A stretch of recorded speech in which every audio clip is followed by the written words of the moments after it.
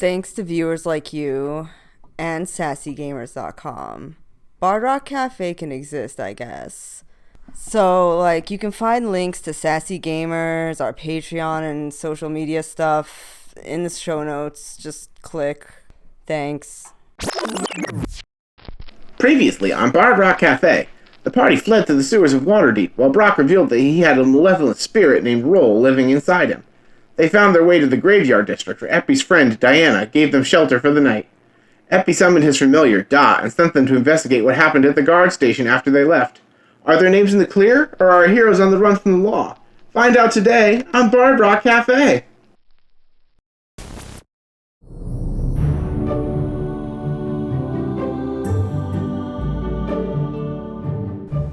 So last time, our party went to sleep in a mausoleum trying to avoid any negative attention from the law, as Eppy sent her familiar, Dot, to go check out what happened at the guard station. So the party wakes up now. And we all slept like the dead. Realizes that Dot has been sitting outside the mausoleum door for most of the night, but he has a report, and hopefully some slippers. Oh, good! You're all awake. Now, here's what I found when I went to the guard station. Are y'all paying attention? Because I really don't want to have to repeat myself. I'm not feeling it this morning. I was out here in the mist and the cold, and it was just awful. It's just awful. I'm really sorry. I'm so sorry, Dot. Yeah, I mean, I'll make it up to you. You can sit under the warm blanket if you want. oh, I could sit under the warm blanket that you had all night. That's great. Yeah, how about, this is just spitballing here, how about I just give you the report, and then I go somewhere for a while? That's fair. Great, it's a deal. All right. While the two of them are talking, I actually want to have Brock go and sit down where Eppy was sleeping, and if I have to, I'll do a stealth roll to see whether Eppy notices me doing that. Okay. Do you want me to do a stealth roll? Are you trying to keep her from noticing? Yep. Keep him from noticing. I know we're really bad about that. Everyone, I want you to know, the person playing Eppy is a woman, so that's why we keep misgendering Eppy. We do respect Eppy's gender pronouns. Yes, roll a stealth check. I rolled a nat 1. 1 second. That was fast. I know the drill. Let me find a D100. Alright. Starting out strong. Go ahead, Eppy, roll. I rolled a... Roll perception, No. Eppy, just to make sure you don't nat 1 as well. It wasn't a nat 1. Alright, I rolled 55 and a 40. Said 55 and 40? Yep. So Brock just tripped on his way towards your sleeping thing and face planted into your blankets. And Eppy, just, this is the most obvious display of Brock did not stealth that at all. Nope.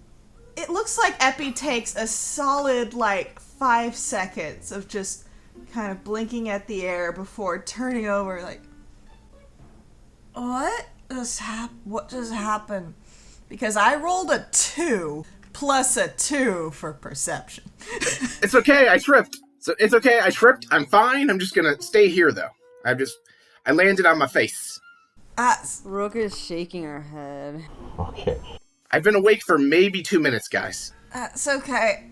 Same here. Same here. So, I will let you know if something happens with your wild magic surge. But, Dot is now standing at the door, watching all this, and he's like, are y'all ready? You wanna Yes. hear what I got to say? You sure? Yes, please. I'm so sorry, Dot. Go ahead. Oh, no. I apologize for interrupting your comfortable night's sleep. Here, I'll try to be quick, okay? So, I went back to the guard post, right? Where you guys were held prisoner. It wasn't hard to find, because there was a crowd. It's a big old crowd, because it was a scene. Oh, no. Oh, yeah, it was bad. It was real bad.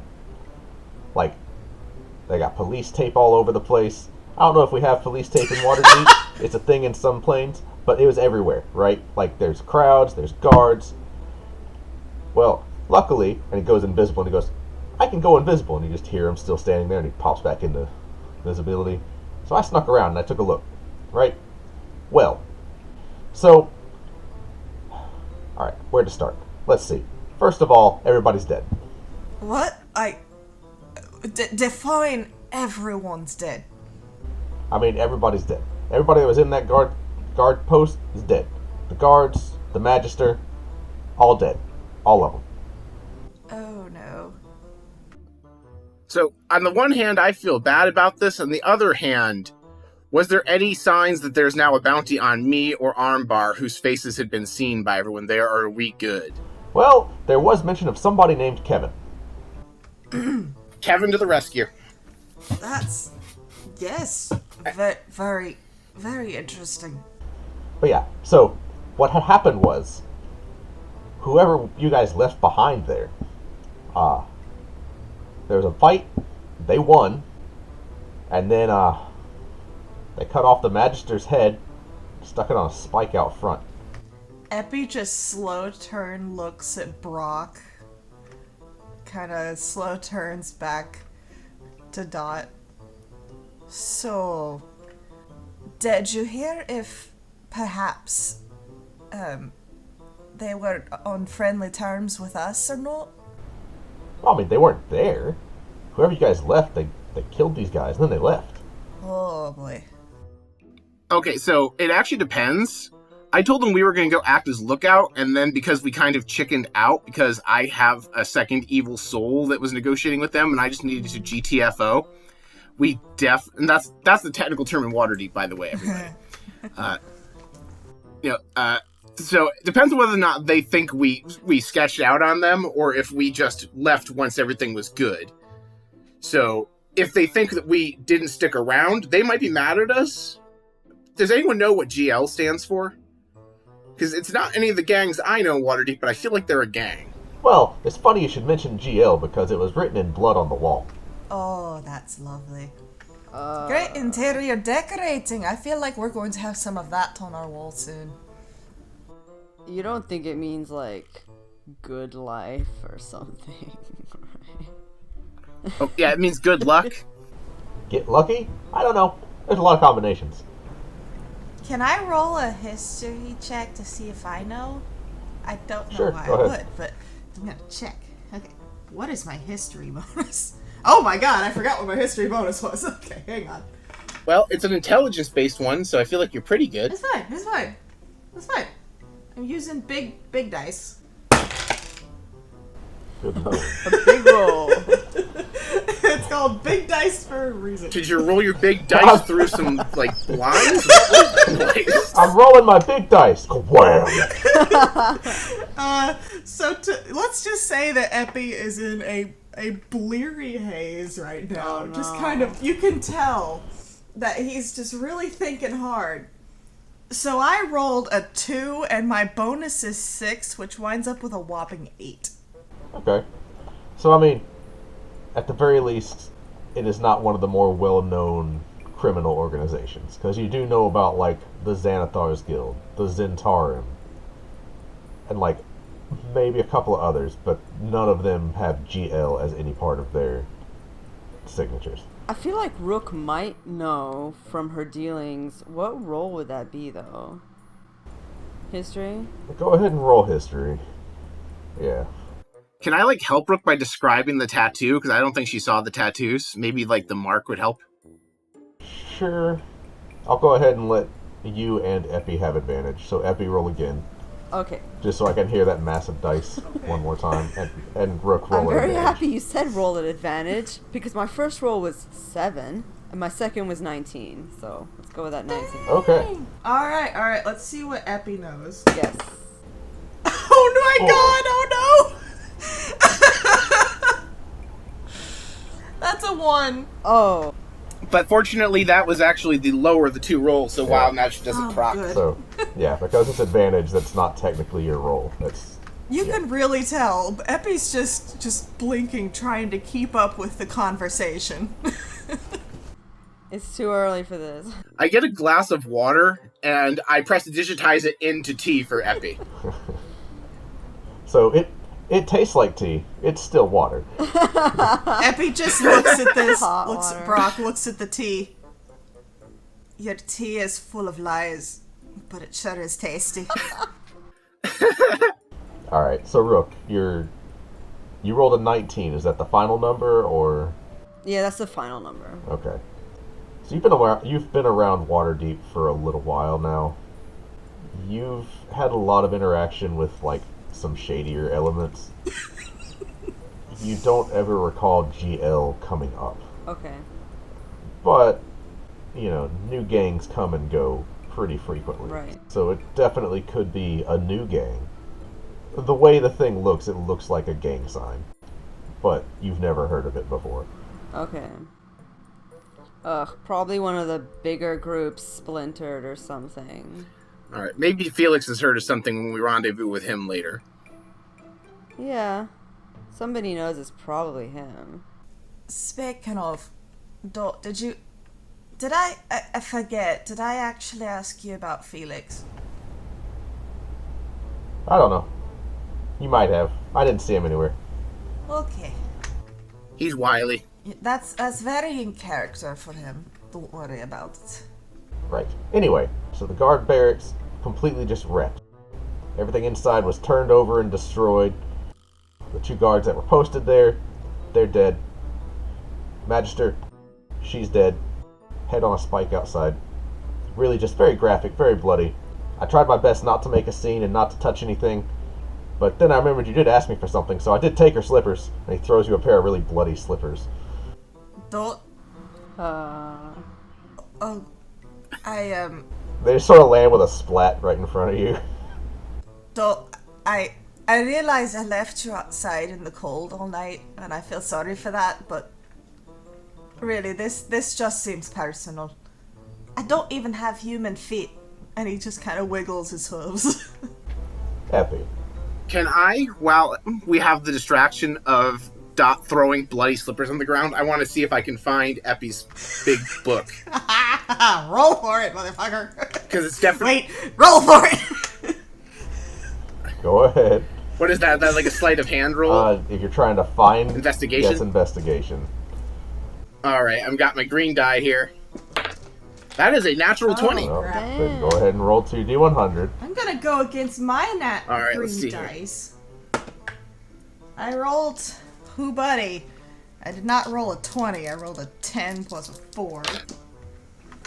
Alright, I rolled a 69 Nice. and a 91. Okay. You all see a spotlight appear right over Brock. Like a stage spotlight, and it's just shining down on him. Epi, you see Brock looking around, because again, that last stealth roll was a nat 1. So you see him like digging around for your book, and he finds it, because you just woke up. So... I thought you'd want to take notes. If you want, I can take them for you. Epi just kind of looks him up and down. I take it you've taken a interest in my literature. Don't worry, I'll walk you through it later. And he holds out his hand and kind of gives you a look. I've done nothing wrong so far, so I hold Epi's book out to him. Take my book. And I just kind of hold my book for now. Okay, you have your book. I hold out a quill. I take the quill. I hold the quill as well. And I write in the book, save this for later. And I draw a very, probably terrible sketch of what looks like Brock sticking his tongue out and going at whoever's reading it. And then I close the book. Okay. Noted. Of all the wild magic rolls, the one that highlights what I'm doing the most. I love it. Oh, yeah. I love it. Personally, the spotlight's so fitting. Yes. Yeah, it's literally like a stage spotlight, like you're on stage performing. And it lasts for about 10 minutes, then it goes away. So Dot is standing at the door. Alright, so am I done? Am I good? Can I leave? Well, I hate to be an imposition, but Oh, do you? Oh, do you? not really. A little bit. Uh-huh. I feel a little bad about what I'm about to ask. Uh-huh. Can you get my actual slippers instead of the bloody ones? Oh, you wanted your slippers. The slippers for your hoof feet. The slippers that literally serve no purpose for your feet that are hooves. Yeah, I'll go get those. Well, I mean, if you say it that way, it sounds... He's already gone. He's gone. We didn't even get a chance to tell Dot where we're going to be today. I didn't think we were planning on hanging out here long enough for them to run back to your hotel and back. Epi just sort of sits for a minute. You can just see the little hamster wheel turning in his brain. Oh, right. I forgot about that. He sips his not tea, his tea of lies. So, I mostly did that to be petty, but now I feel kind of bad. One of these days, I'm going to find out what it is that Dot eats and something that Dot likes for a treat. Can your magic book tell Dot where to meet us? You can see the hamster wheel turning once more. Hold on. And I open the book and I write, "Can you tell Dot where we're going to be?" The letters fade into the page, and then in very tight, flowing handwriting, yes. Epi writes back, "Perfect, thank you. Ask Dot what Dot would like as bribery for getting my slippers." There's a bit of a delay, and then more letters reappear in that tight, flowing handwriting. Dot is your familiar. You do not have to bribe them. Epi writes back, "I know I don't have to, but I feel kind of bad and I kind of want to." The letters fade. No response. Fair enough. I close the book and I look over and I'm like, "So, Brock, I see you've taken an interest in my, holy tome." I mean, I took an interest last night. That shouldn't be surprising. True. I'm curious what you've written about me in it. Well, alright. And I'm just gonna scoot over next to Brock. I'm gonna open it up and I'm gonna write in there, "Would you be so kind as to pull up all of the notes I have on Brock?" Letters fade, and everything you've written about Brock appears underneath a picture of Brock sticking out his tongue. I show this to Brock in a way that is definitely not at all passive aggressive.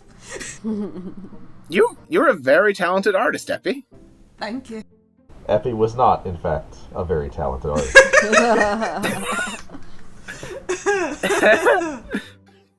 So, is your book a Kaleshtar? I look at the book. I look at him. No, it's a book. But the voice that talks to you in your book, is it or was it ever a Kaleshtar? I write in the book, "I'm pretty sure that you're not, but are you a Kalishtar?" And I scratch out the A and write it correctly that time. The letters fade. The response, "No, I'm a book." I point to the letter. "See, it's a book." Okay. It's really weird that you used the phrasing you weren't used before, but I can't make other sense of it. It's fine. So, You're a very strange person, Epi. that is not the first time I've heard that. Probably won't be the last. But don't worry, I swear I'm harmless. I just wanted to know what was written in there about me. I think you'll understand. Like, I feel a little spied on after last night's conversation. I feel a little bit better now. Well, that's good. That's really what I was hoping for. So, Roku's, trying to look too cool for school from across the room, calls out to you, Epi, and says, "Well, Epi, I don't really care what you think about me or anything, but have you written anything about me?"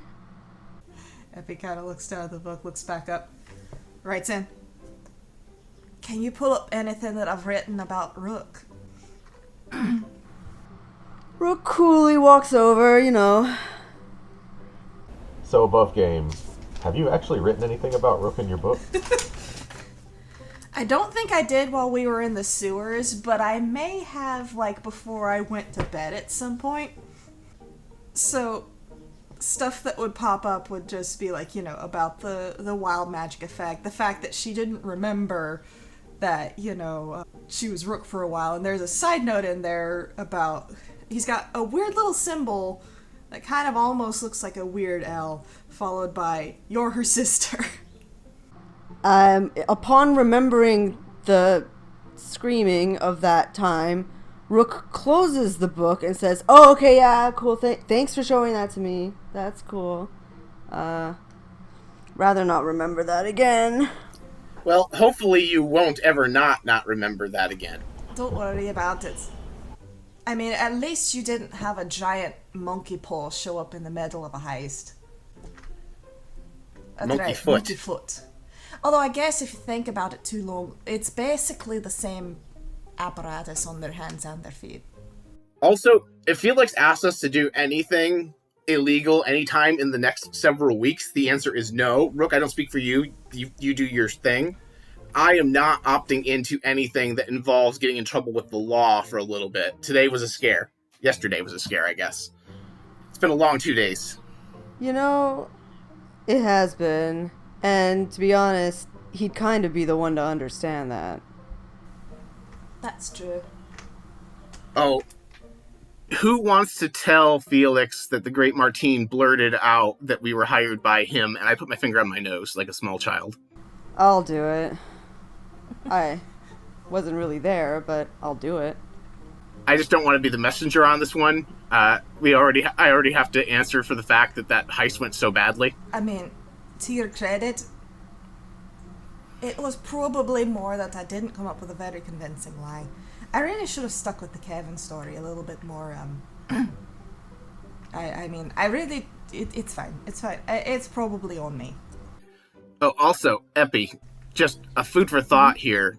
I've heard complaints from other people in Waterdeep that were near the Bard Rock. We aren't the only people this is happening to, as I understand it.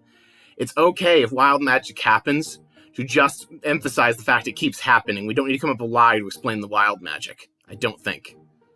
That's a pretty good point. I have to keep that in mind for any future shenanigans. Although I have to admit, Rook, you make it seem so easy to just walk in someplace, take something, and walk back out. Like, I've never seen you do it, but you always come back with something that's definitely not yours. You make it look so easy. Rook shrugs. It's kind of the only thing I do. So... Well, I mean, to be fair, you're also pretty badass in general. So that's another thing you can put in your little deck of cards of things you can do. Rook's not showing her face. She's a little... But you can trust that she's happy to hear what you just said. It'd be kind of very, very small grin. Anyway. Alright, so now that we've confirmed we probably aren't wanted by the law, I have to go deal with an insurance claim again today. And we need to go find Felix. And I'm very curious. I asked about Giuseppe von Bursch yesterday. Maybe Felix heard about that. Really, I don't... That may not be a great lead to look into. It's fine. Do you want to show me what your book has to say about Giuseppe, and maybe that could be the end of it? Absolutely not. Then I think I want to hear what Felix has to say. Ibby kind of looks between Brock and the book. Look, and I need you to trust you about this. I know. I know. So I need you to trust me that this is not something I do very often.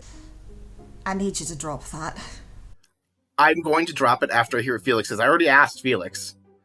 So if Felix has something, I'm not going to not listen to it. Alright, but be cool about it. I won't pursue it further after what Felix has to say. You have my word. I appreciate it. Ibby kind of looks awkwardly around. So, is Armbar usually such a deep sleeper? He definitely got kicked in the head by an alpaca yesterday. I think he's justified. I mean... Yes, I'm aware you got kicked, and you take kicks less well than he does, but he got kicked in the head multiple times. And he also, yes, is a very deep sleeper. True. He was in a coma from having a building dropped on him 2 days ago, as you might recall. Should we check for brain damage when he wakes up? I mean, that's a lot of stuff falling on your head before... I mean this with the love and respect. Somebody talking about his best friend, we wouldn't notice. Epi just kind of... Understandable. Imagine he wakes up and he's like plus 20 intelligence or some shit. Like, just extremely smart now. That was the wild magic roll from earlier. It's just Armbar has all the intelligence Yes. now.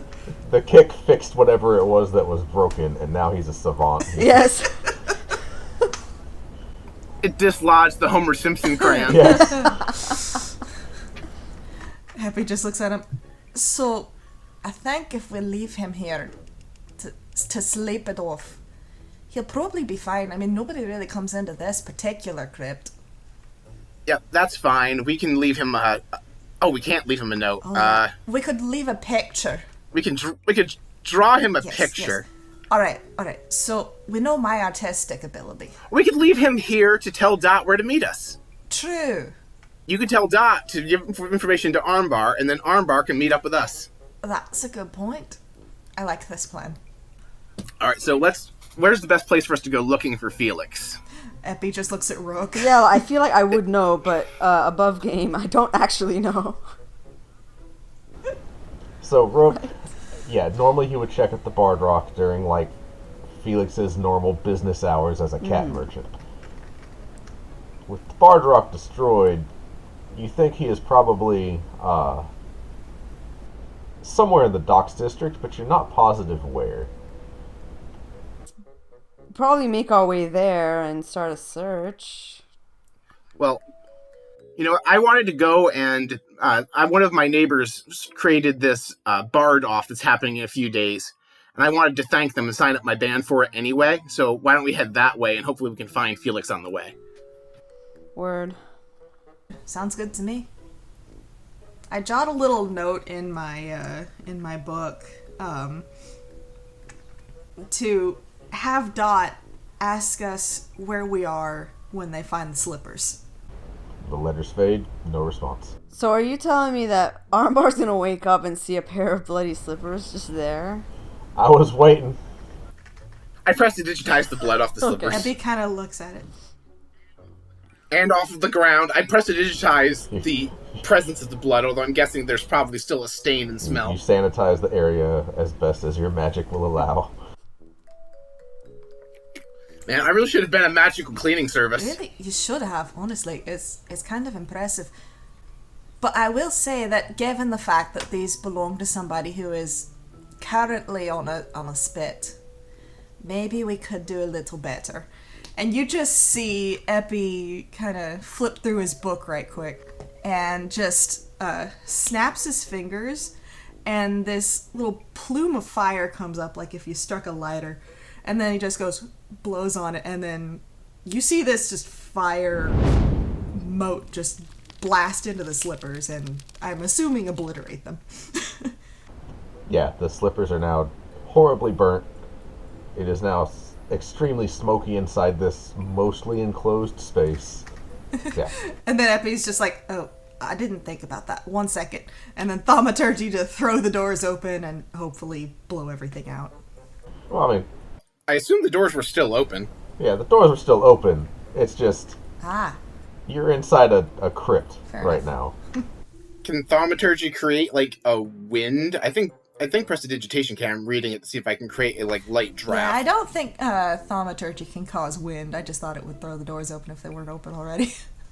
Oh, I can create a puff of wind. So with prestidigitation, I create a puff of wind to move the smoke slowly out of the doors. Okay, so you have just a slow... I basically am a fan. You're doing basically the equivalent of you actually, like, blowing on the smoke, trying to get it to leave. Well, I thought it was slightly better than that. It's a puff of wind. You can control where it starts from, but yeah, it's not... I mean, you're able to clear the smoke a little bit. It's going to take a minute. Epi kind of politely kicks the ashes off to the side. So, I'm probably going to hear about that from my good friend. Look, I try to keep them at least a little clean if I sleep in the crypts. Yeah. nobody tell Diana on her way out. Or do you think she's still asleep at this hour? Probably. She is up all night making sure the crypts are, taken care of. Nobody does anything like sneaks into them. Sneaks out of them. Alright, let's just leave her a note. Let's just leave her a note on her door then. That could work. Somebody's rolling massive dice back there. No, I thought that was actually us shutting the door behind us. Sorry, that was my upstairs landlord dropping something. They're dropping Wow. their dice. Yeah, exactly. Okay, alright, let's canonically use that as us shutting one of the two tomb doors so that Armbar is still somewhat concealed, but Doc can come in. Okay, so as you slam the door shut, Armbar just kind of like, oh yeah. But we did leave the other one open enough Doc can get in. That's important to remember. Epi kind of leans over. You sure do know how to pick him. He's not got much in the way of brains, but, I'm pretty sure you could hit him with a train, he'd be fine. He literally walked off having a building dropped on him, so yes. That's a fair point. Yeah, it wasn't just like part of the building that fell on him. It was like the support bar that goes across the length of the building. Yeah.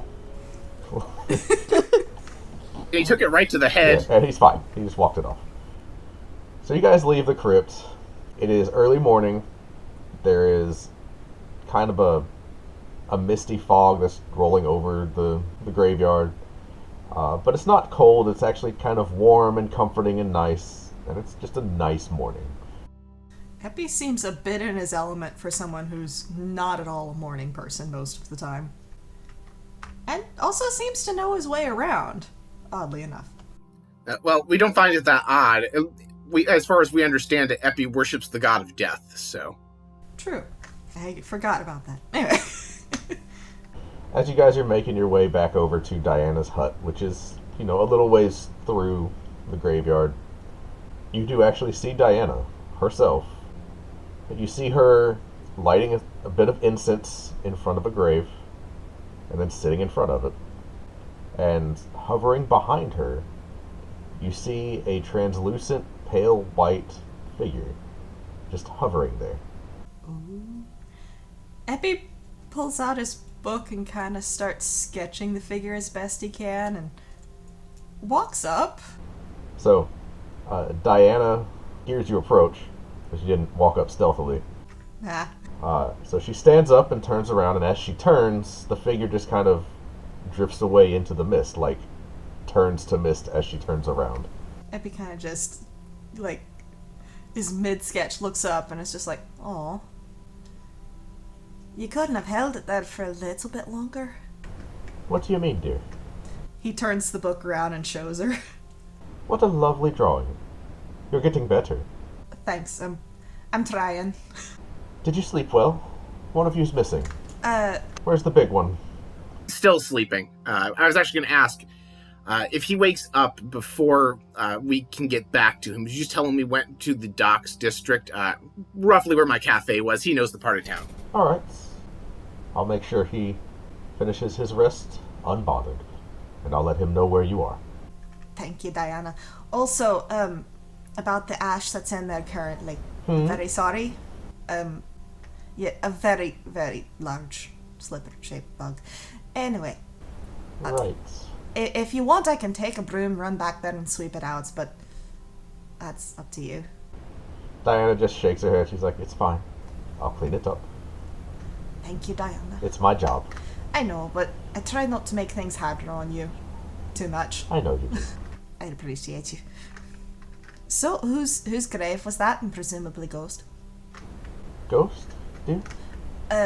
Well, it's the spectral person behind you when you were doing your thing. Yeah, they were sort of translucent. There was a, glowing white person-shaped thing. Oh, what a nice thought. Well, it was kind of behind you, so maybe you didn't see it. This grave belongs to my husband. Oh. Epi jots a very quick note in his book that says, "Can I have this page?" You see the full drawing appear on the page, and it just sort of slices itself out very, just perfectly. All right, in there. Thank you. And I hand it to her. It's not the best drawing, but you can have it. Oh, well, thank you. Well, what a nice thought. All right. Is there anything else I can do for you all?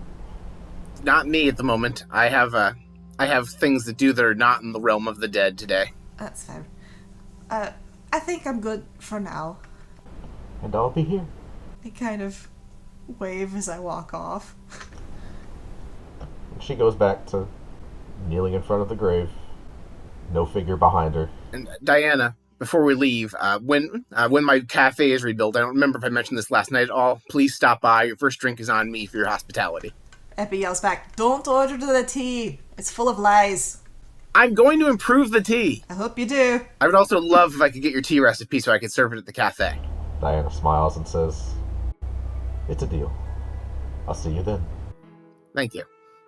And off to the Dark District we go. So you guys make your way out of the city of the dead. World seems normal. You have to go through the southern district to get back to the docks district. It's busy, seems like a regular day. There's a guy out on the street corner peddling tacos from a cart. I definitely do not want to roll that constitution check. There's a young man outside of a store talking about a grand opening and, inviting everybody to come inside. But what kind of store is it? Yeah, I take a flyer. It looks to be a clothing store. Oh. Epi kind of looks at it. Hey, Brooke. Quick question. Yeah? Do you have any performance clothes that made it out of that fire okay? I literally have the shirt on my back. Epi kind of looks at you, looks at the clothing store. Looks at Rook, who seems to be just like, ugh, about this. Yep. So, after we've signed up for that, let's go back here. Don't worry, I'll treat. Thank you, you're so nice, Epi. You're welcome. Don't expect this to be a habit. I also have to deal with my insurance today. That might take all day, as you might recall. Or at least Rook might recall. Uh-huh. I was supposed to deal with it yesterday, but you all remember how yesterday went. Yep. That was, I think, yes. Yesterday. We don't talk about yesterday. Yesterday. What a day! Alright, so you guys make your way the rest of the way through the southern district. Back in the docks district. Kind of right in the middle. Where are you trying to go? We were going to stop at the cafe that is hosting the Bard off so I could sign up my band. Okay, so it's like about a city block away from the Bard Rock, so you're just going back there. Yep. Make your way there. As you're walking down that street, there is a young man with bags under his eyes. And he turns and he sees you, Brock. He's like, "What? You're here? You're here," and he runs up. He's like, "Oh God," and he hands you another note. It's the same runner from the insurance company as before. Oh. And I pull out a water skin and a gold piece, and I hand them both to him and say, "Take a break, boy." He just doesn't even look at the gold piece, he just takes the water skin and just starts chugging it right there. I'm so sorry. I had a day yesterday, and that means you had a day too. I'm so sorry. It takes him a minute. He completely empties out the water skin, which is impressive because it's like a gallon in there, right? And he puts it down and he's like, "Oh God, I'm so happy." He hugs you. I just kind of lean over to Rook. I'm like, "There's noblemen and their servants. Good Lord." Rook rolls her eyes. I know. So he takes the gold piece, like, "Thank you." And he's about to turn away and he stops. And he looks back at you with this look of like dawning dread. He's like, "Do you have a message that you'd like me to convey back to them?" I have to read what I was given first. Okay. He is standing there with bated breath waiting for you to read it. It is another message from Melody, I think is the one that was there. Yep. Basically saying that she has done a lot of legwork, but you need to come there just to sign your name like 500 times so that she can continue working on the insurance claim. You don't need to convey anything. I'm going to head over there in probably the next half an hour. So you don't have anything from me. I will be there shortly. Thank you. He just sort of walks over to like the nearest inn. He just makes his way inside. Brock. My god. I did not put this boy through this. The guilds do not treat their employees right, near as I can tell. Clearly. That boy's a very hard worker. With the injury built, I might poach him. For sport or for a job? For a job, Effie. Run, boy! It's only fun when they run! The most dangerous game. Remember the zigzag? I don't want it to be too easy.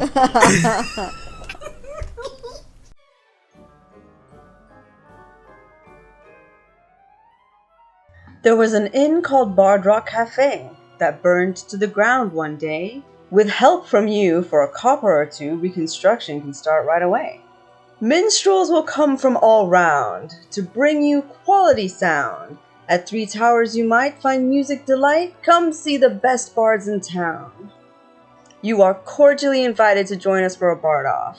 Join Brock as he tries to prove he's the greatest bard in Waterdeep for our 14th episode. You don't want to miss it.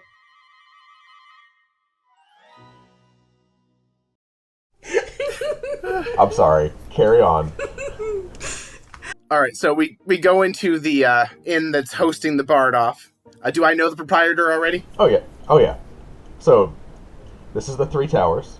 Again, because you're both on the same street, you and her kind of share patrons a lot. You're both very performance-oriented. You get a lot of performers stopping in. If they visit one place, they probably visit the other. So you have a lot of repeat customers between the two of you. And you do see the proprietor, Sarah, who is also one of our listeners. That's the name for Sarah Clark on Facebook. Oh, She is cool. behind the counter, polishing a glass, kind of getting ready for the day, and she looks up. Oh, Brock! It's good to see you! Sarah, how are you doing today? Oh, I'm doing probably better than you. How are you? Oh, as you can imagine, it has been a rough 3 days for me, but I'm feeling very well. I saw your ad yesterday. Thank you so much for your charity and kindness. Oh, it's my pleasure. I'm so happy I can help, and it's a good publicity anyway, you know. I'm a pragmatist. Absolutely. So I just wanted to stop in and first of all, thank you again. And I wanted to sign my band up to participate, if that's all right. Oh, you have a band? Yes, we haven't played in some time. We kind of took our time off to focus on the cafe, but you know, I and Melody and Harmony and DJ, we used to be a band before we founded the cafe, so I thought it'd be a nice time to kind of do a reunion and play at the concert. Well, that sounds wonderful. There's quite a few entries so far, and the pot's getting bigger, so maybe you'll win. I'm putting up a magical flute as the grand prize, along with the majority of the pot. I want there to be a second and third prize too. But yeah, you're welcome to perform. Thank you. I'll make sure they give you an honest contest. I don't want you to get the pity win. That would be an insult. No, I would feel bad if I got the pity win. Truthfully, I would love to see other performers do well. I want an opportunity to perform. I think it would brighten my spirits after this rough week. Well, I'm thrilled to hear it. I look forward to seeing you 2 nights from now. We start right at sundown. All right, fantastic. And I presume you're performing as well, and if you are, I look forward to seeing you perform. I will perform. I will probably bow out before I win any prizes. I want to keep it some kind of contest, after all. And I'm the proprietor here. That's fair. Of course, if it's you making your way to the top, I might just have to give you a run for your money. I'd appreciate it. She flashes you kind of this cocky grin and goes back to wiping things down. Can I get you anything while you're here? I actually have to run and do some other errands this morning yet.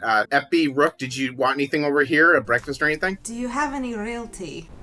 Of course I have real tea. Brock shoots her a glare. Him. What kind of ridiculous question is that? She goes behind the counter and I want both of you to roll an Arcana check. Okay. 11 plus 1. So I have 12. Okay, I'm breaking out the big dice again. Okay, get ready, guys. Here we go. Okay, damn. Okay, that was an Arcana check, right? Yep. Oh, hot damn. Okay, so, that is an unnatural 21. Okay. So, as she's saying that, who would do such a thing? She is in the act of prestidigitizing a glass of water just to taste like tea as she hands it to you. Epi looks at it, looks at her, looks at it. Here, it's my best blend, dear. It's on the house. Brock just puts a hand on Epi's shoulder and, very quietly tries to convey, don't. Epi just kind of looks at her. This whole town is full of lie tea, I tell you what. Takes it and walks out. It tastes nice. At least I'll be hydrated with all of the water I'm drinking. Rook's fine. Yeah, so she's like, all right, well, I'll see you guys tomorrow. No, 2 nights from now. And are any of you guys performing as well? And he's looking to Epi and Rook. Rook glares at Sarah. Oh, come on. You could do well. Rook is not what you would call a social person. Really? She's the gopher.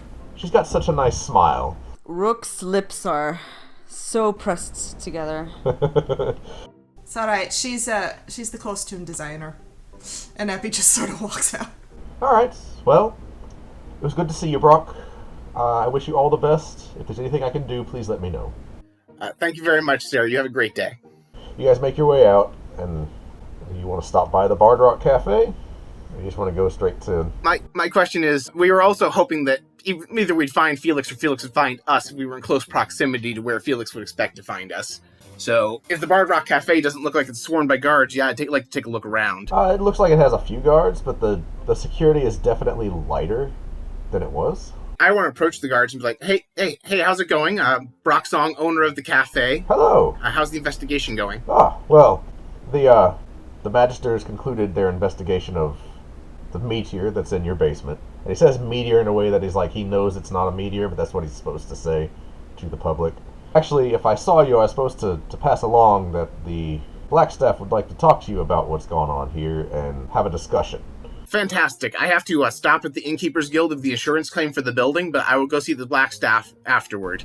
There's this look of genuine pity on his face, and he's like, maybe see the Blackstaff before? I understand your concern. Maybe I will. Right. I think after she has her talk with you, you're going to be given permission to come back and get things going again at the Bard Rock Cafe. I don't know what she's going to talk to you about, but I've been told not to let you in until you've talked with her. That's fine. I do have one question. Are you going to be able to move the meteor, or is it basically stuck there? It's my understanding it was very large. I haven't seen it personally. He kind of looks back into the cafe, and it's still, wrecked, because nobody's been able to get in to repair anything. He says, I know they haven't moved it. I don't know if they're planning to. Again, you might just need to talk to the Blackstaff about it. Just thought I'd ask now in case you knew. So I will make my way over there shortly. One other point of concern. There's been a lot of buzz about a new criminal in town, and he made an appearance here at your cafe. Goes by the name of Kevin, with a Y. Just be on your guard. We don't know what's going on with him, but he did kill a Magister just last night. Epi as stone-faced as possible. Okay. That sounds terrible. I'm so sorry to hear that. It's awful. When I stopped by the other day, I think I heard about him as well. I remember, out of character, asking about Kevin with a Y because I heard about him because of this incident, so... Well, just be careful, and let us know if you hear anything at all. Thank you, I appreciate it. Good day. Alright, does everyone alright to go to the Blackstaff, or do we want to try finding Felix? Rook is the only one of us that ever has any luck finding Felix on their own. Right. I was just trying to think, would Rook know of any other place that goods are sold, quote unquote, in the dock? Oh, does Felix have a colleague we would know to look for and ask about him? Is that what you're saying? Yeah, a person or a place that is a Felix person or place. So, there are a lot of inns and alleyways just across the docks district where Felix might be. You get the sense that nobody knew where you were. And you also know that the last thing you did for Felix was to steal that report. Well, technically it was to bust us out of jail. Well, Felix was there for that. Yes, but then he was not. So, there's a good chance Felix wants to find you. Okay. Yeah, that's true. He always finds us. I think it might be good to go to the Blackstaff. Epi just sort of holds up a hand. So, since it's on the way, do you want to stop by the clothing shop too? Was it on the way? Not even a little bit. Clothing shop is all the way east. We don't want to keep the Blackstaff waiting, and Melody will kill me if they have to wait a third day on my insurance claim. Melody's the server at the Bard Rock. Have you ever seen Melody deal with an irate customer? Because I don't want to be dealt with that way. Epi thinks about it. They're twins, right? The two of them? Yeah. What do I roll to see if I remember which one is which? Oh man. Well, one is the cook. They're in the back room most of the time, so you definitely know which one the server is. Oh, that would make sense. Oh yeah. You get the sense you would have no idea if they switched places. But you would know which one's serving most of the time. Probably. Unless Melody wanted to cook one day, in which case, you don't know. Epi kind of thinks about it. I think I do remember that. There's one time I had a little too much to, and he does that little drinking motion. I believe she threw me out of my ass. Ah, you got too much of the Keystone Light. Yes, what can I say? I don't know if it was Keystone Light full of lies, since somebody tends to do that. But... Well, that's actually my home brew, is I turn water into beer. With prestidigitation, I called it Keystone Light. Did I really get drunk off of water? Good God. The mind is a miraculous thing. Epi just kind of looks at that cup of lies in his hand. And then looks at Brock. Are the sandwiches actually paper or something? I don't know what to trust. The Keystone Light is just the cheap beer. It's for patrons who don't want to pay a lot. I do have actual beer and wine there. It's just, maybe you should spring for a better tab next time, Epi. Also, why do you think I keep giving all these free drinks away? Well, I mean, at this point, he just kind of looks at the drink in his hand. I feel so lied to. So this is what it feels like. I was about to say that. The prestidigitation is wearing off, so it's starting to taste more and more like just hot water. Epi just kind of looks at it, pours it out, and then tosses the cup in whatever the nearby receptacle is. He just kind of sighs. He's like, no, this is why me and Diana are such good friends. She's the only one in the city that actually sells real tea. She doesn't even sell it, she just gives it to me. I sell real beverages, you know. Just the cheapest one on the menu is usually just water. Not everyone feels like spending $5 on a cup of coffee. And for the $2 coffee, you get coffee-flavored water. This explains so much about why I was tired back in school. I was just drinking water. I feel like I should put in a complaint, but the whole building's burned down. I don't know who I'd complain to. I mean, you complain to the owner, hi. Hello. Your cups are full of lies. They will be less full of lies after the place has been rebuilt. See to it that they are. Anyway, shall we go and speak to the Blackstaff? Probably. He kind of shuffles around. So, was I specifically requested? I could go to the Innkeepers Guild for you, sign your name and all that. They actually told me that might be fraud, so I'd rather not. I know the fraud is something that you're good at, Epi, but... How dare you? I'm perfectly honest. Yeah, Brock, Can I roll a contested check on that? you don't need to. It's very obvious. Yeah, you don't need to. I just give Epi a look. Epi smiles. Would someone rather not go see the Blackstaff? Look, to be fair, I mostly just... They're very snoopy. I don't really like people snooping. Let me know what they say. Epi, you met the Blackstaff 2 days ago. And They might want to be interested in the fact that you can heal. You're an acolyte of the Raven Queen. I think it would be very useful to you and the Blackstaff to have this conversation. yeah, that specifically is what I'm trying to avoid. I mean, yes, I want to bring people back from the dead. It's a noble pursuit. But don't really want them looking into it too much. Well, you know, you do have the upper hand. You could tell them not to ask you questions. Epi thinks about that. Do you think that would work? Like, tell them if they did, it would anger the gods. Which it totally would. And that's definitely why I'm not doing this. Epi, if you don't want to be recognized, if that's the problem, can't you just do that thing where you make yourself look different? He thinks about it, he's like, I could, but unfortunately, several people saw me bring someone back from the dead at this point. And also, let's face it, I usually wear this face when I'm raising people from the dead, so it's not as much that I won't be recognized, so much as I don't want it to be well known. Just be a completely different person and listen to the conversation, it's fine. He thinks about that. You can be my cousin Lenny.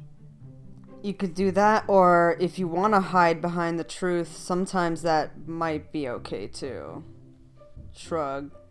You don't need to introduce yourself formally as Epi the Acolyte of the Raven Queen. You can just come and just listen to my conversation. That's true. The Blackspath wants to speak to me because I own the cafe. If there's somewhere else you'd rather be, you don't have to come. Out of character, Paul feels like it'd be easier if you heard the exposition. Oh, I know. Oh my gosh. Epi thinks about it. Can I roll a persuasion check to convince Epi to come along? Sure. That is a whopping 6 plus 5, 11. What would I roll to contest that? I mean, ultimately you decide what your character does. Okay. That is just how persuasive your character thinks he is. That's still not forcing you to do something. He's not casting suggestion on you yet. Okay. Which is probably the next course of action if Epi's going to continue doing this, probably. I've successfully charmed Epi once. Epi just kind of raises an eyebrow, and you see him reach into his little pouch, pull out this tiny piece of leather, put it between two of his hands, and with this twisty hand motion, you just see a little poof of smoke go around him as he casts Mage Armor. He's like, alright, fine. But if anything goes wrong, I'm blaming you. That's right, I get blamed for lots of things. That's fair. Alright, so it sounds like we all head to the Blackstaff's tower. Yeah. Okay. So, you make your way to the Blackstaff's tower in the castle district. You don't get stopped, nothing happens. As you approach the Blackstaff's tower, Rook, go ahead and roll perception. Alright. Do I have to remember everything all over again? 22. Some instinctual part of you tells you to look up. And so I do. And as you do, you see Felix perched in the window where Brock's room is, looking down at the three of you. And he hops out. And he falls really quick and then drifts the last 10, 15 feet or so onto the ground. And he walks up to you guys. Does he do the blade pose when he lands? No. No, he just lands. He does the Mary Poppins. Yeah, like... You... Well, look who's here. Well, I was wondering when you'd make your way back here. Where did you stay last night? I couldn't find you. But let's just say we slept like the dead last night. Epi smiles. Right. Yeah. Well, it's been an eventful night. I don't know how much you've heard. But everything has changed. You're not wanted. That's good. It is. Or that's sad. I think average has described the news in that regard based on how it played out. Listen, it's best not to overthink these things. The problem resolved itself. With only a little bit of bloodshed. Anyway, how did the heist go? He's looking dead at you, Brock. It went as well as it looked like it did based on when you last saw us. Yep. By the way, do you know what GL stands for? I've been seeing that around more. Yeah, Felix. New team? What do you mean? I mean... We met a few people with tattoos on their bodies with that mark yesterday, and I'm sure you already heard about what happened at that one guard station with that mark. Yes. So we were trying to figure out who these people are. I'm trying to figure out as well. They've been cropping up more and more. And gangs in this city come and go, so I didn't pay them too much attention. But after they murdered an entire guard station, I'm inclined to find out who they are. So give me a day. I'll probably have some information. And I don't personally as a player remember the name, but Brock does know the name of one of them and wants to give them to him. It was the big barrel-chested guy that had the tattoo transfer. His name was Beryl. Oh, that's why I couldn't remember. I'm like, I feel like it has something to do with Beryl, so I tell him one of them is, we met one named Beryl, if that helps. Yes, I will look into that. They do seem to be in the docks district most of all, which is not that surprising, but let me look into it. And if Beryl is the one that committed this murder at the guard station, see if I can find something out about him, too.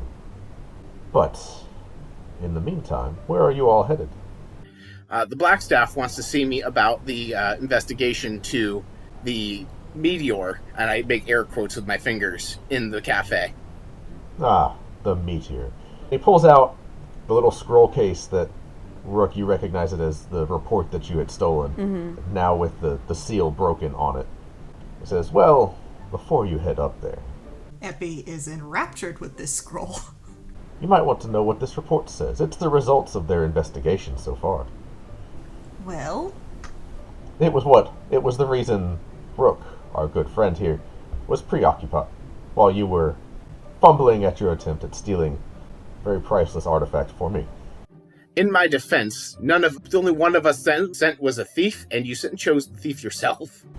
Fair. There were two things to steal at the same time. No, I meant the thing that we didn't successfully get for Felix. The person he sent that was supposed to actually secure the item literally fled. Aha. Oh, yes. That guy. He did, and I will deal with him in my own way. Also, Rook, didn't you have something you needed to tell Felix about that? Yes, the great Martin seems to have, compromised your good name, Felix. Uh-huh. Seems... It was fortunately to the Magister that is no longer with us, but we don't know how much of the guards that were at the dock would remember. So, Martin blurted your name out for no reason I can understand. Possibly wild magic? So... Epi just kind of pulls at his shirt a little bit. Well, I'm thinking it's less wild magic and more the Magister had some magic of her own. So some of the guards of lower rank might know your name, but they only know your first name. I don't know how much that will affect your work. So you see a shadow kind of pass over Felix's face as he hears this news, but then he's like, it passes, and he goes back to his happy disposition. He goes, well, the Magister's dead, so, again, best not to overthink it. Yep, just wanted to let you know. Right. Now, Martine and I have to have a conversation of a different sort. But I digress. Thank you for telling me, Rook. You know I love you. Rook doesn't respond at all. If the major plot twist here is that Felix is Rook's father, I swear. I have nothing to say. We'll find out. That wasn't a no. I guess you could say the cat's out of the bag on that one. At least he's present. No. So Felix unfurls the scroll. He slides out. He says, alright, so, would you like to read it? Offers it to you guys. Epi absolutely is reading it. Okay, so Epi snatches the scroll. I just read over Epi's shoulder. Sure. And Rook, you're able to read it too. Yes. The scroll itself, it's the report on the obelisk. And it fell from the sky, and identifying magic that was cast on it has shown that it is a divine object. The scroll? It is a celestial... No. I'm like, what? The Sorry, obelisk. my brain fucking farted really hard just now. Sorry. It's like... Oh, you're good. The scroll... Huh? Divine scroll. Yep. This scroll is very special. Okay. It's the dragon scroll. Alright, so the obelisk is a divine object. Yes, that makes a lot more sense. Right. Yes. It is actually a celestial being, but it doesn't seem to have sentience on a conscious level. The sigils on the obelisk are written in the celestial language, but contact with the obelisk grants the user the ability to understand that language and all spoken and written languages for a time. The sigils write the entire life story of the person reading it. They're not sure how the sigils can look different to everyone who sees it, even if they're looking at it simultaneously. Though this may be related to the ability where the person speaking tongues after touching it is heard in the native language of whoever is listening, even if they're all listening simultaneously. It all seems to be kind of related. Wait a minute, you said that whoever is reading it, they read their own life story. Yes. Brock's head slowly turns towards Epi as he reads that part. Epi looks a little pale and is just sort of shrugs. Well, So, there is more. Felix, yesterday I asked you if you could learn anything about Giuseppe von Burs. Did you find anything out? Well, we'll get there. Let me finish what the scroll says. Yeah, that's fine. To the best of their knowledge, the obelisk is not related to the sudden silence of the gods and the complete failure of all divine magic after that. At least not directly, but the timing is very close. It is related to the appearance of wild magic around the city, specifically around the Bard Rock Cafe. Anyone that was nearby the obelisk had wild magic happen at some point, and it seems that being around the obelisk causes wild magic. Epi just is reading this and just sort of mutters to himself, so that's what the sand was about. The obelisk does seem to have selectively chosen, on a subconscious level, some individuals to have wild magic long term apart from the obelisk itself. There's no clue about why certain people were chosen, but there's a recommendation in the report for the Black Staff to track down and find anyone that has wild magic abilities, to try and find any common threads or figure out what's going on, what is the motivation or the cause of this phenomenon. There is mention at the bottom of the scroll of a rogue agent named Kevin with a Y, and a quick discussion of him trying to break in to interact with the obelisk. There is a recommendation that a bounty be placed on him, but there is no physical description given. And that is all the scroll says. Effie just sort of hands the scroll to the next person and starts making notes in his book, and you do see the color has drained slightly from his face, but he's excitingly scribbling down what he's learned. So there's a pause. Epi, are you looking in your book or are you looking at Felix? I am facing my book, but I look up at Felix and I try to very quietly cast the message spell while looking like I'm writing in my book. Well, before you do that, roll a quick insight. Okay. I'm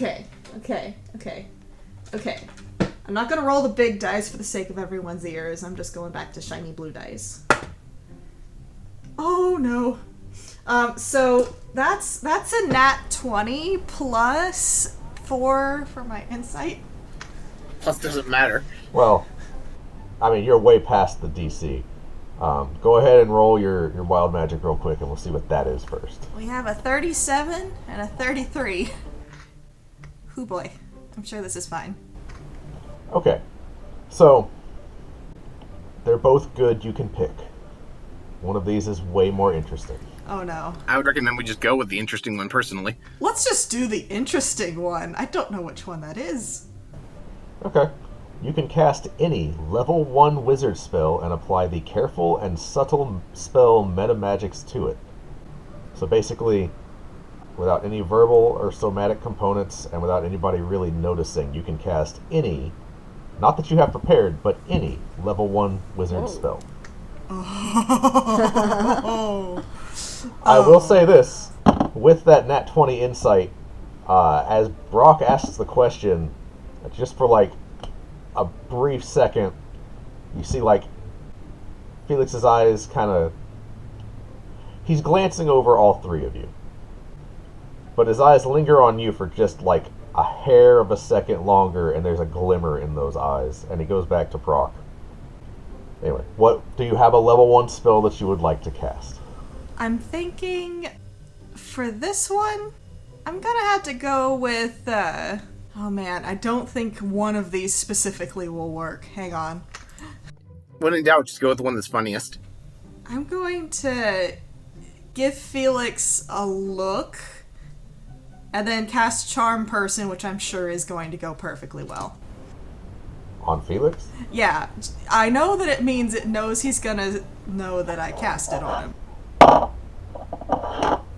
But will he know that you cast it because of wild magic? I didn't do it on purpose, Felix. No idea. But I cast Charm Person on Felix very quietly and then say, or I actually don't know if it'll work yet, but I look at him like, Felix, I don't know what you found out about this Giuseppe von Burs fellow, but you and I are good, right? So Felix holds up a hand to you and kind of stops you mid-sentence. Don't worry. I'm just giving him a report. And he turns to you, Brock, and he says, So, Giuseppe von Burs is the youngest son of the von Burs family. They are mostly court wizards and scholarly types. They do a lot of magic for the city. They are housed in the Northern District. Giuseppe von Burs has a twin sister named Julia. Francesca von Burs is the Grand Dame and one of the highest-ranking wizards in the city. Giuseppe studied under her for a while, and then trained at the Blackstaff's Tower. But Giuseppe von Burs is now abroad training From what I understand, the host tower of the Arcane in Luskan. Why do you ask? Well, when we were investigating the obelisk, Giuseppe's life story was written on the obelisk, apparently. Perhaps he was scrying. Curious. Yes, very curious. But like I said, all the documentation, even among, from what I understand, Giuseppe's own family, indicates that Giuseppe is in Luskan, studying abroad. Giuseppe kind of tries to give Felix a slight smile without anybody else noticing, but we'll see how well that goes. And you say they study directly under the Blackstaff? Oh no. The Blackstaff trains very few people these days. Her responsibilities are far more involved with the city. So they just trained at the tower? Yes. Okay. It is the center of arcane study in Waterdeep. That's where most mages go to study. Giuseppe is just very, very not at all suspiciously sketching in his book, writing down certain things. Still copying down the scroll. It's fine. Well, Brock, Rook, Epimetheus, this has been a very charming encounter. But I think it's time for me to go and for you to go talk with the Blackstaff. Keep in mind that she is looking for people with wild magic, so decide whether or not you want her to know you have it. Okay, thanks for a minute. Also, while I'm thinking about it, usually I got some of my jobs out of you. Do you happen to know anyone that's in need of, services rendered? You mean, are there any dead people trying to be brought back? Exactly. With all the clerics that can't do that anymore? Yes, I'm sure I can find some people. At an increased price, even. Perfect. Actually, Epi, I had a thought about that. Oh, you did? You can bring back the dead because of your connection to the Raven Queen, right? Absolutely. I'd be willing to bet there'd be lots of people who'd be interested in learning how to do that, since you're one of the only people in Waterdeep that can still do it. Maybe the Raven Queen's acolytes can do it where others can't. You should probably look into that. I bet there's probably very lucrative business in helping people learn to raise the dead again. Epi kind of looks at him and smiles. I'm sure that there is, but the Raven Queen's blessing only extends so far, and only to the truly faithful. Then maybe people would be willing to pay a premium fee to have someone truly faithful speak to the Raven Queen on their behalf via prayer. Now that sounds like an interesting proposition. And he kind of looks at Felix and gives him that smile that's like, oh yeah, it's all coming together. I'm sure someone could set up things of this sort. Well, first you have to get word out that you can still resurrect people. I know the Blackstaff knows already. She may have some requests for you, actually. Perfect. They wouldn't happen to be time sensitive, would they? That depends. Well, is there a limit on who you can bring back? At the moment. There's lots of dead people looking to be brought back. I can promise you that. I feel like they're not the ones looking to be brought back so much as the people who care about them being brought back are. I feel like they're not looking for much of anything at the moment. I find that most dead people are looking to be brought back to life. In my experience, I've never come across someone who wasn't willing to be brought back. That's a fair point. So, at the moment, it seems that it would upset the delicate balance of life and death, the Raven Queen nonsense. I can only do it once per day. Well, decide for yourself. I promise you I can find people who need resurrecting, but also there's some value in currying favor with the Blackstaff. This is true. I leave it to your judgment, Epi. Maybe kind of thinks for a minute. Tell me who it is that's dead and needs bringing back, and perhaps we can swing by after the Blackstaff. Maybe, if I decide to actually go. Alright, I'll go find some people. Perfect. And Thank you very much. Felix makes his way off. You guys still have the report on you. He's leaving it with you. Seems like he's found out everything he needs to know from it. I hand the report to Rook to hide because we do not want to be found with that report. Okay, that's in my pack. Alright. Did I copy down all of it? Would you like to? Did you copy it down on real pages or magic pages? I feel like you did, though, because you handed it back to us and scribbled furiously. Okay. Over the course of this whole conversation, you copied it word for word. So the whole report is now in your book and faded into the page. Ebby kind of looks at Rook. So, if you don't want to be caught with contraband in the Blackstaff Tower, you can always light that on fire. I have my own copy. Yeah, I don't see why we need this thing anymore. All right, may I? And I hold my hand out for the scroll again. I give it to Brock. I don't need it. I hold it up and I press to digitize it on fire, because that is something I can do. The scroll burns away. Now, with regards to this wild magic thing, I don't know about you guys, but I don't want the Blackstaff knowing anything about me. Here's the thing. We don't have any control over when it happens, so would you rather have the Blackstaff not know, and then find out we lied because it goes off? Or would you rather just be upfront and then not get arrested for lying to the Blackstaff? I won't tell the Blackstaff either if you have wild magic, but I'm just going to be straightforward because I can't afford to get arrested for lying. I know what you mean, and I've thought about it, and I realized that I just know I can pawn off the blame on someone else. Personally, I'm with Rook on this one. You can always tell the truth later. And I don't want to be a lab rat. Mm. Not for this guy. That is certainly a concern. I have less faith in the workings of the city than I used to, but I would hope that if my family name means anything, it would mean that the Blackstaff won't put me in a lab for having wild magic. And out of the three of us, you might be the one to persuade of such. Exactly. So at the very least, I'll come clean about it. It was my cafe. It would be very easy to believe I was just in there and exposed. I think it'd be very understandable that I had it. I feel like if they're looking for lab rats, there's probably more than the three of us running around. Fair. That's fair enough. And, so, as far as going to see the Blackstaff, apparently my services are desperately needed elsewhere. Lots of dead people, and if we're going to get the word out that I can bring people back from the dead, I think I may know a place I can go get that done. It did sound like the Blackstaff might be interested in hiring you as well, but if you want to duck out and let me just tell you how the conversation goes, that's fine. Then you don't have to answer any uncomfortable questions about wild magic. The same for you as well, Rook. I think I'd like to sit in on this conversation. So I'll be following you. That sounds alright. Now, to be fair, one moment. And he writes in the book, tell Dot to meet us at the Blackstaff Tower. The letters fade. No response. I write in there, is Dot still summoned? She didn't get, kicked out of existence or something, did they? Dot is still summoned. The words appear on the page and then vanish.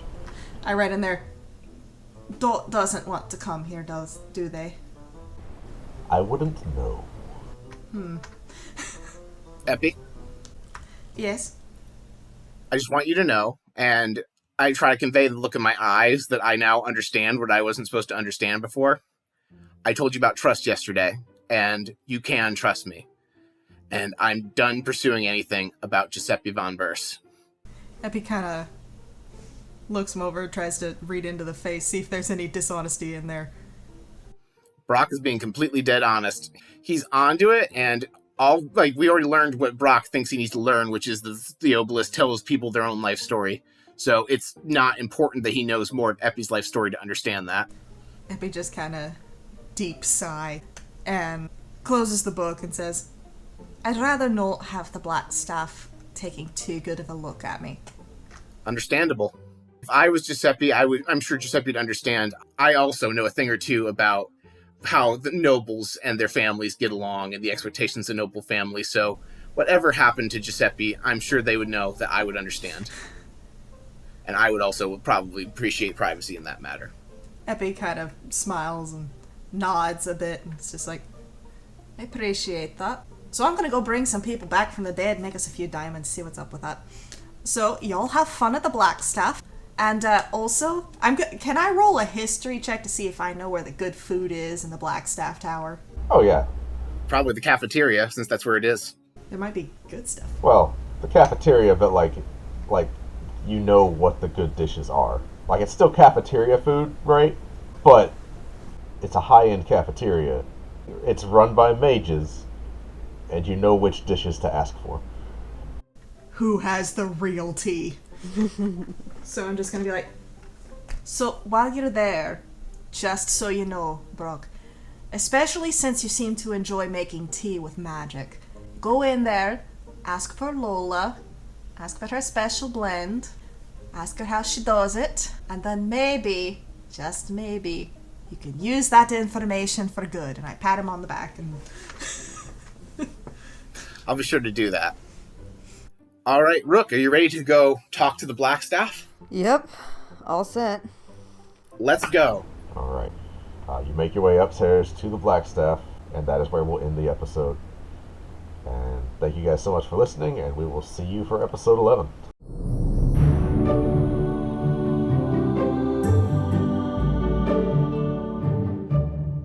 Okay, you listen to Bard Rock Cafe. Get on to sassygamers.com and listen to more episodes. And become a patron. I'll read your cards. Do it.